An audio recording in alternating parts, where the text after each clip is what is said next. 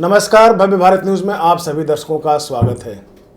आज का हमारा जो विषय है वो है बवासीर।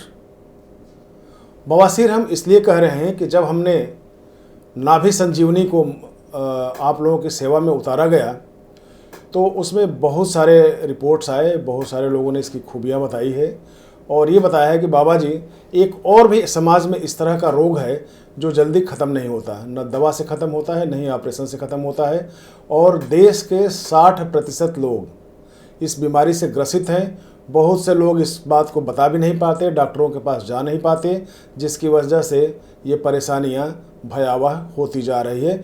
तो कृपया करके आप इस दवाई का या इस मर्ज का इलाज बताइए और कोई इस तरह से नाभि संजीवनी के तर्ज पे ही कुछ ऐसी दवा बनाइए जो आम लोगों तक पहुंच सके और इस अजात शत्रु से, यानी इस शत्रु से, अजात शत्रु तो नहीं कहेंगे, इस शत्रु से निजात मिल सके। आज इस विषय पर चर्चा करने के लिए हमारे साथ फिर परम गुरु, परम अभ्यासी श्री श्री 1008 बाबा रतन जी महाराज मौजूद हैं। उनसे हम जानने की कोशिश करेंगे कि आयुर्वेद में तो इसकी उपाय है क्षार विधि द्वारा, लेकिन आपकी जो क्षमता है, आपका जो अनुभव है, वो इस पे क्या कह रहा है और इसका समाधान किस तरह से हो पाएगा। गुरुदेव, आपका स्टूडियो में स्वागत है। आपने सवाल सुना होगा कि नाभि संजीवनी का जब हम चर्चा करते हैं तो नाभि संजीवनी एक लोगों को काफ़ी फ़ायदा पहुंचा रहा है। जैसे इसका नाम है वैसे इसका गुण भी सामने आ रहा है। लोगों ने एक डिमांड किया है कि बवासीर जो है वो भी कम खतरनाक रोग नहीं है। समाज में बहुत सारे लोग डॉक्टर तक नहीं पहुंच पाते, बहुत सारे लोग ऑपरेशन के डर से भाग के चले आते हैं। तो आपके पास क्या है इसका उपाय और किस तरह से इसका ट्रीटमेंट आप समझ रहे हैं कि लोगों तक पहुंच सके? पांडे जी, इस विषय तो अच्छा है आपका, क्योंकि लोग इससे बहुत ज़्यादा पीड़ित हैं। और एक सबसे बड़ी बात है जो अभी आपने बोली कि लोग इतना शर्म करते हैं कि वो आपस में किसी को बता भी नहीं पाते, बैठने उठने से भी परेशान रहते हैं लोग। जी जी। और उन्हें मालूम भी नहीं होता कि कब उनके कपड़े कहाँ ख़राब हो जाएंगे। ऐसा भी देखा गया है इसमें, क्योंकि ब्लड इस तरीके से निकलता है कि आप उसको रोक नहीं सकते हैं। रोक नहीं सकते, बिल्कुल। तो उस पीड़ा को मैंने देखा है, समझा है कि आखिर इस पीड़ा से लोगों को उभारा कैसे जाए। मैंने एक प्रयास किया है,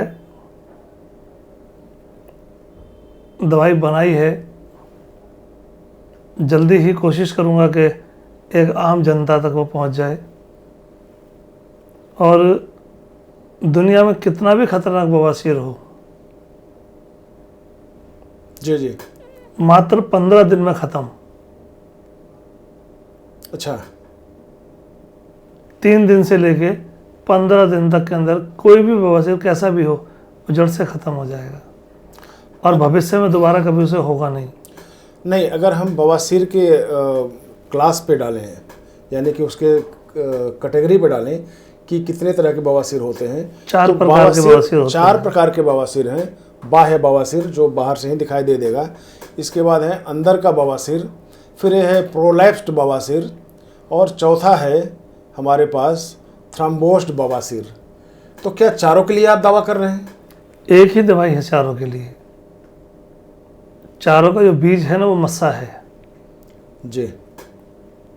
एक के अंदर मस्सा अंदर है, दूसरे के अंदर मस्सा बाहर है, तीसरे के अंदर मस्से के अंदर से ब्लड आता है और चौथा मस्सा जो है वो अंदर ही अंदर कीड़ा पैदा कर देता है। चारों को ख़त्म करना है। अच्छा, ये होता कैसे है? ये बहुत सारी चीज़ें हैं इसके लिए। खान पान पे बहुत कुछ डिपेंड करता है। आपका खान पान कैसा है, महिलाओं में ये रोग ज़्यादा पाया जाता है। उठने बैठने के तरीके पे भी, उस पर भी है कि आप लगातार अगर घंटों बैठे रहेंगे एक ही जगह पर, गुदा को भी हवा चाहिए। जी। आप घंटों बैठे रहते हैं, गुदा को हवा ही नहीं लगती। फिर आजकल जो आप लोग कपड़े पहनते हैं, पहले एक कपड़ा पहना आपने अंडर गारमेंट, उसके बाद फिर ऊपर से पैंट पहन ली, पैंट के बाद फिर कमीज अंदर कर ली, तो हर सूरत में जो है ना उसको दम घोट रहे हैं हम लोग।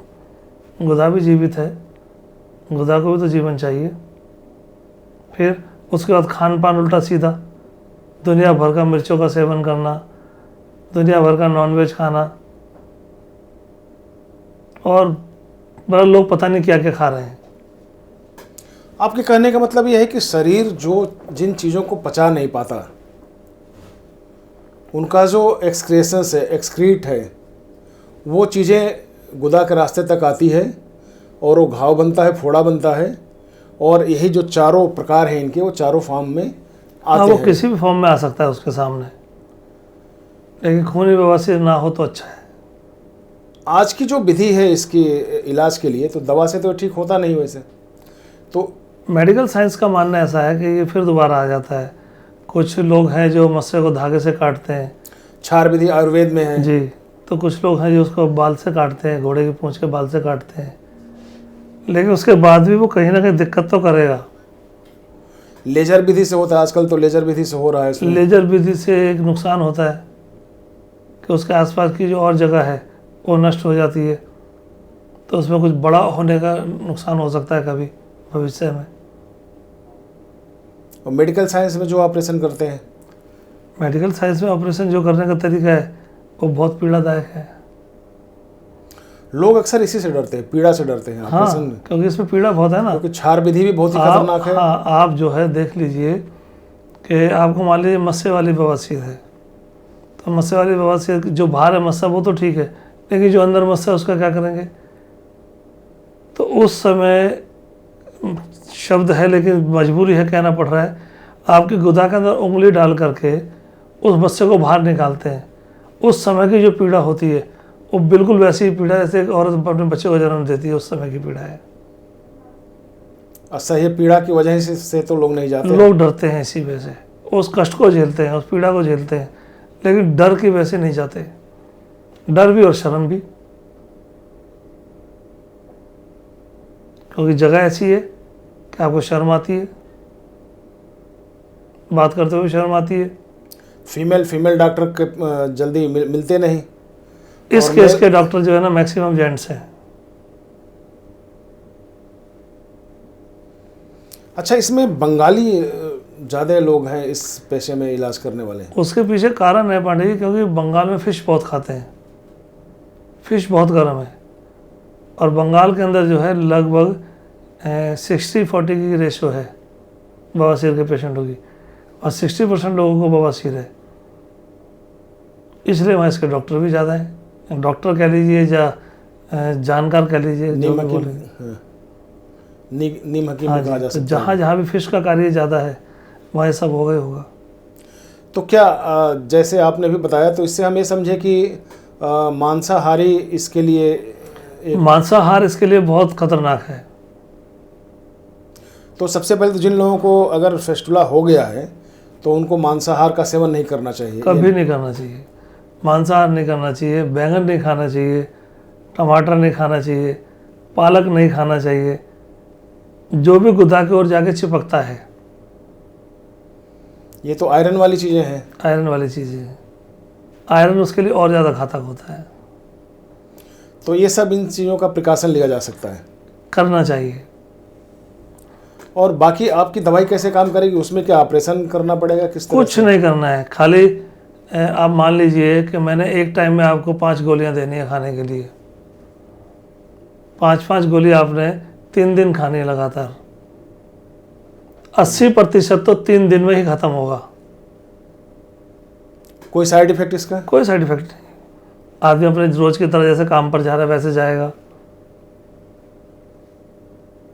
कोई परेशानी नहीं उसको, ना चलने में परेशानी, ना बैठने में परेशानी, किसी भी प्रकार की कोई परेशानी नहीं होगी। और अगर परेशान करके ही दवाई बनानी है तो भी मेरी क्या ज़रूरत है? मैंने तो नाभि संजीवनी का भी जो आविष्कार किया है उसमें किसी को परेशानी थोड़ी है, नाभि में डाल के आराम से लेटना है बस। तो ये भी क्या एक्सटर्नल यूज का होगा? नहीं, ये इंटरनल यूज़ है ना, गोली है ना, खानी पड़ेगी। हाँ, वो तो खानी पड़ेगी। कुछ लगाने की भी दवा है? लगाने के लिए कुछ नहीं है, सिर्फ खाने के लिए? सिर्फ खाने हैं। तो इसका आपने कुछ प्राइस भी रखा होगा? पढ़ाई पांडे जी अभी विषय चल रहा है, देखते हैं क्या निकल के आता है बाहर, क्योंकि समझौता मैं करूँगा नहीं, इस वजह से महंगा तो होगा लेकिन कोशिश करूँगा अब की बार के काम जनमानस के काम में आ जाए। नहीं, जब आप ये बोलते हैं कि समझौता तो करूँगा नहीं, इससे लोग डर जाते हैं। हाँ, लेकिन मैं साथ में ये भी बोल रहा हूँ ना कि मैं अब की बार प्रयास ऐसा करूँगा क्योंकि इसके अंदर वो चीज़ें नहीं हैं।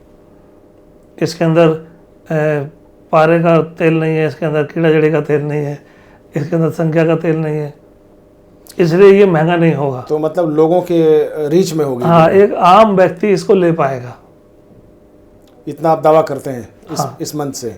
इस मन से ये मेरी तरफ से एक सेवा मान के चलिए आप।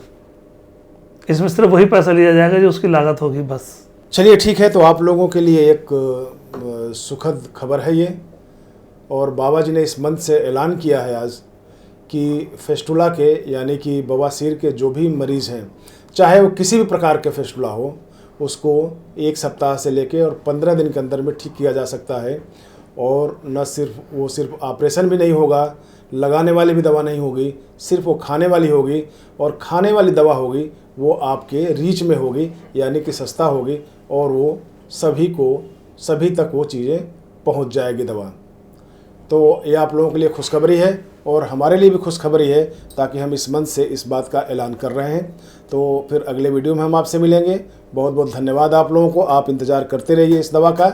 बाबा जी, हम शुभकामनाएं मेरी आपके साथ है, और हम सब लोगों के साथ, जो भी हमारे दर्शक हैं उनकी भी शुभकामनाएं हैं कि इस दवा को आप जल्दी जल्दी मार्केट में लाइए, ताकि लोगों तक पहुंच सके और लोग उससे लाभ उठा सकें। बहुत बहुत धन्यवाद आपका। सबको आशीर्वाद।